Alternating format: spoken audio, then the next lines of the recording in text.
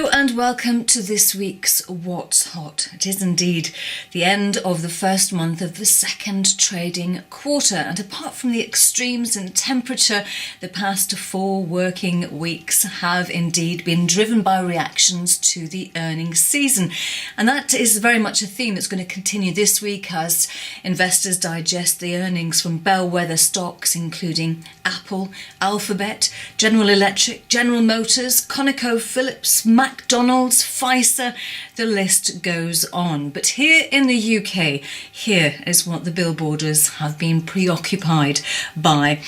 Aminex, this is the Tanzania-focused oil and gas company, telling investors that it seeks to complete the farm-out of Rovuma, saying that will bring a further $5 million in cash to the company. It's actively engaged in seeking investment opportunities to diversify its portfolio, reducing costs after a review of corporate overheads, and a proposed transfer of listing segment from premium to standard on the London Stock Exchange. The shares dropped over 10%. But on the ascendancy, Cluff Natural Resources, well, the natural resources based company has told investors that Shell has exercised its exclusive option to farm into license P2437. Now, Cluff Natural Resources is focused on the southern and central North Sea. Well, looking ahead to the rest of the week, I'm quickly going to look east and Japan, because Wednesday is the start of a new era. Well, for those of you who don't follow the emperor, you should do, as one's gone and another has taken his place. I'm talking about Crown Prince Naruhito. He'll become the new emperor just one day after his dad, Emperor Akihito, declared his abdication, delivering his last public address as emperor.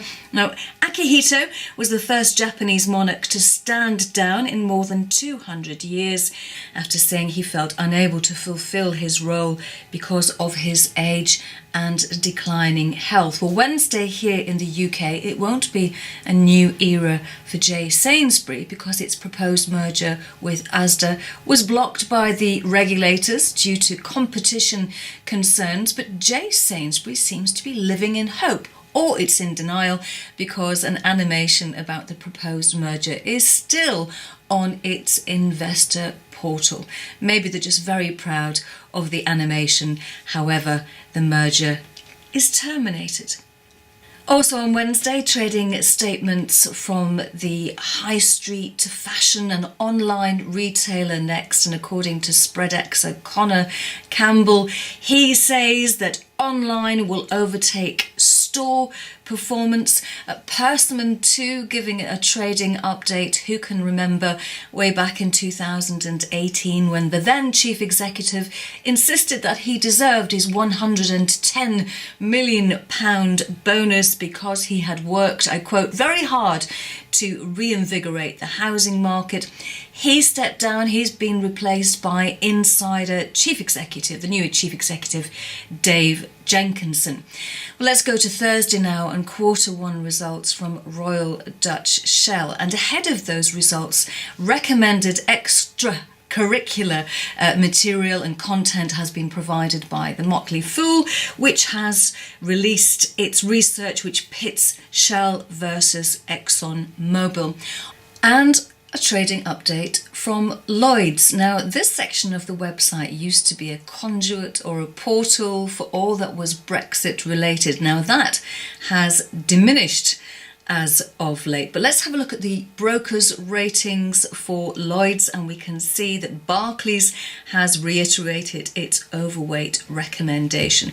We are, however, getting the trading update from Lloyds the week that its online banking app, along with online banking apps from NatWest, Halifax and RBS, they all had glitches, with thousands of customers believing their accounts had been compromised. Friday sees a Q1 statement from HSBC. This, the bank where all budding astronauts go? Well, its peer, Standard Chartered, was one of the most heavily traded stocks on the website following its announcement of a $1 billion share buyback program.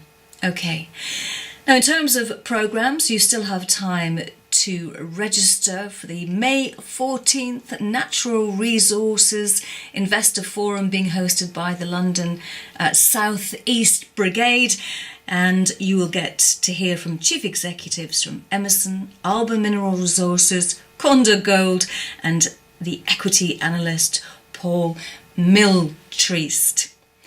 I tried to say his name last week too. Hopefully I've pronounced it correctly this week. Thank you for watching this week's What's Hot. I'll be back again next week.